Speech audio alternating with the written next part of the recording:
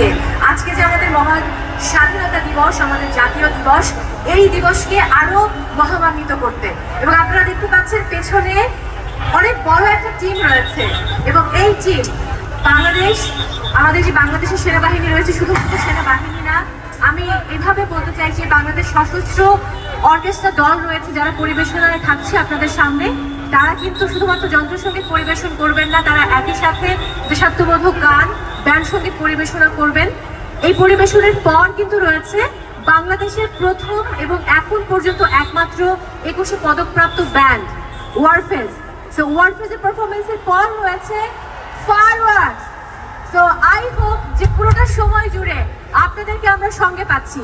আপনাদেরকে আরো একবার আমন্ত্রণ জানাই বাংলাদেশ সেনাবাহিনী কর্তৃক আয়োজিত স্বাধীনতার মঞ্চে সুর ও শক্তি এই আয়োজনে। তো আমরা ঠিক 7:30-এ শুরু করব।